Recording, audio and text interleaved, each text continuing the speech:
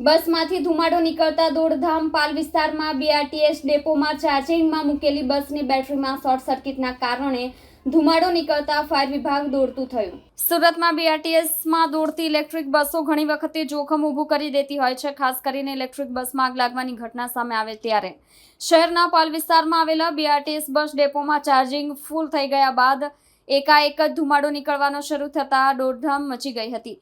પાલ ખાતે આવેલા બીઆરટીએસ બસના ડેપો પર એક બસ ચાર્જિંગ પર મૂકવામાં આવી હતી। ડ્રાઈવર જિગ્નેશ પરીખ આજે સવારે બસને ચાર્જિંગ ઉપર મૂકીને ગયો હતો। જો કે ચાર્જિંગ ફૂલ થઈ ગયું હતું। તેના 45 મિનિટ પછી બસમાંથી ધુમાડો નીકળવા લાગ્યો હતો। ધીરે ધીરે ચાર્જમાં મૂકેલી બસની બેટરીઓમાંથી ધુમાડો વધુ નીકળવાનું શરૂ થતાં કર્મચારીઓ ગભરાઈ ગયા હતા। ઘટના સ્થળ પરથી તાત્કાલિક ફાયર વિભાગને જાણ કરવામાં આવી હતી।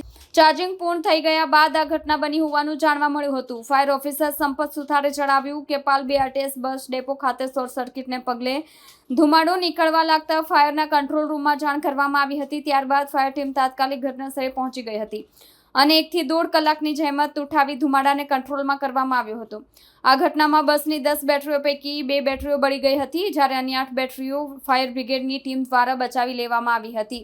જો કે ચાર્જિંગ ઉપર મૂક્યા બાદ શોર્ટ સર્કિટ થવાથી બસમાંથી ધુમાડો નીકળવા લાગ્યો હતો। સમયસર સમગ્ર પરિસ્થિતિને નિયંત્રણમાં લઈ લેવામાં આવી હતી અને ઘટનામાં કોઈ પ્રકારની જાનહાનિ, કોઈની ઈજા થઈ ન હતી।